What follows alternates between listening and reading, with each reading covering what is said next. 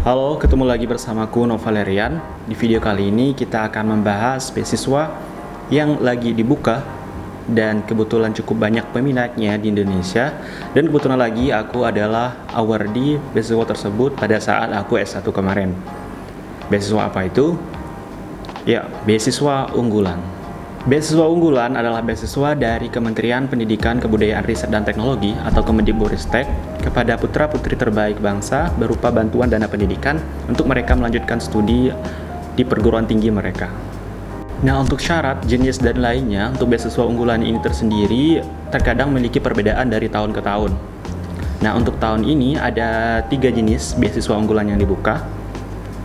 Yang pertama adalah beasiswa masyarakat berprestasi, yang kedua adalah beasiswa pegawai kementerian, dan yang ketiga beasiswa penyandang disabilitas.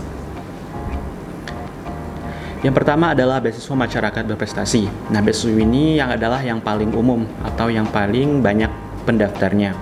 Beasiswa masyarakat berprestasi adalah beasiswa unggulan yang diberikan kepada masyarakat yang memiliki kemampuan intelektual, emosional, dan spiritual untuk melanjutkan pendidikan pada jenjang sarjana, magister, ataupun doktor. Yang kedua adalah beasiswa pegawai kementerian. Nah, beasiswa ini ditujukan kepada mereka yang sedang bekerja di bawah Kemendikbudristek untuk melanjutkan studi pada program magister ataupun doktor. Nah, yang ketiga atau yang terakhir adalah beasiswa penyandang disabilitas. Nah, untuk beasiswa penyandang disabilitas ini lebih lengkapnya kalian bisa cek di websitenya masing-masing. Dan untuk beasiswa ini juga hanya untuk pada program magister dan doktor.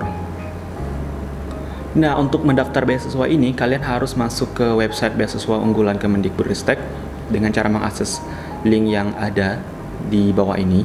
Kemudian kalian nanti bakal disuruh untuk mengupload berkas-berkas yang diperlukan. Nah, berkas tersebut ada apa aja? Yang pertama adalah KTP atau kartu tanda penduduk.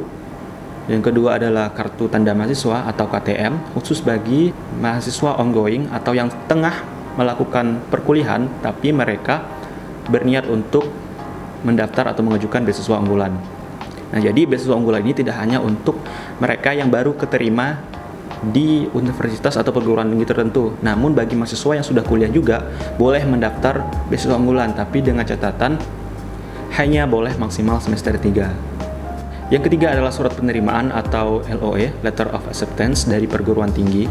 Yang keempat adalah surat aktif kuliah. Nah, untuk surat aktif kuliah ini kalian bisa minta untuk mendapatkan surat tersebut di bagian akademik di kampus kalian. Yang kelima adalah KAS atau kartu hasil studi untuk mahasiswa ongoing. Nah, ini adalah data nilai kalian untuk semester 1 dan semester 2 nanti. Yang kelima adalah ijazah dan transkrip nilai. Nah, selanjutnya adalah sertifikat kemampuan bahasa Indonesia. Nah, ini yang baru dari tahun-tahun sebelumnya. Untuk tahun sebelumnya tidak ada perintah atau instruksi untuk melampirkan sertifikat ini. Namun khusus untuk tahun 2023 ini diminta untuk melampirkan sertifikat UKBI atau Uji Kemahiran Bahasa Indonesia. Untuk sertifikat ini kalian bisa dapatkan melalui Badan Pengembangan dan Pembinaan Bahasa Kemendikbudristek. Untuk tata caranya kalian bisa cek di websitenya tersendiri. Selanjutnya adalah sertifikat bahasa Inggris bagi kalian yang ingin melanjutkan studi di luar negeri. Nah, ini bisa sertifikat TOEFL, IELTS, PTE, ataupun Duolingo. Kemudian ada rencana studi bagi pendaftar program master. Nah, pada tahunku dulu untuk program sarjana juga diminta proposal rencana studi, tapi untuk tahun ini hanya untuk program master.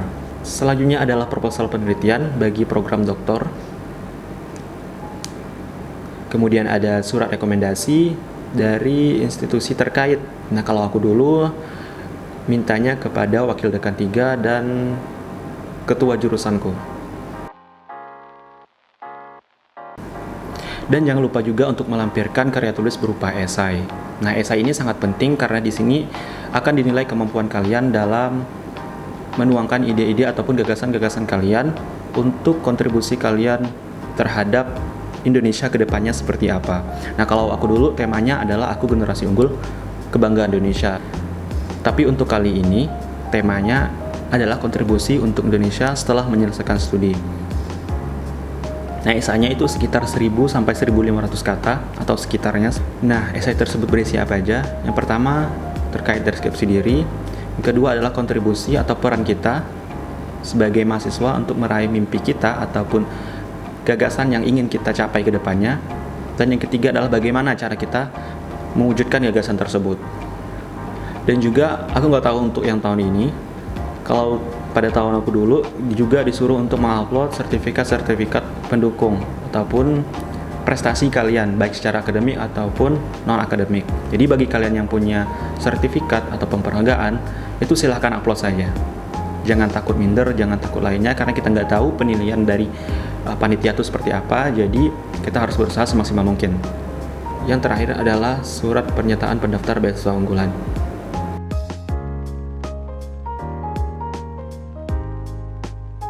Nah, untuk komponen yang di-cover oleh beasiswa unggulan ada apa aja? Yang pertama ada biaya pendidikan.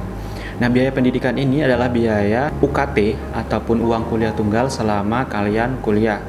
Nanti dari pihak beasiswa unggulan akan mengakomodasi berapa jumlah atau nominal dari total UKT kalian. Nah, nanti seberapa banyak kalian akan menerima biaya pendidikan tersebut tergantung seberapa besar UKT yang kalian miliki. Kemudian ada biaya hidup. Nah, biaya hidup ini adalah biaya tambahan atau untuk akomodasi kehidupan kalian sehari-hari selama kuliah.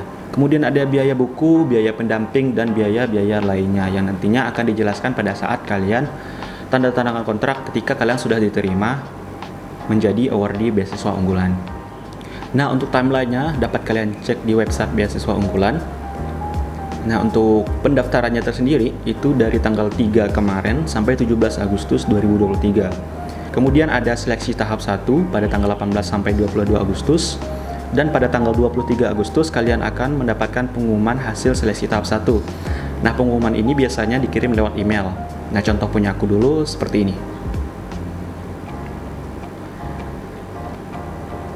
Kemudian setelah kalian menerima email nanti, kalian akan masuk ke tahap 2, yaitu seleksi wawancara.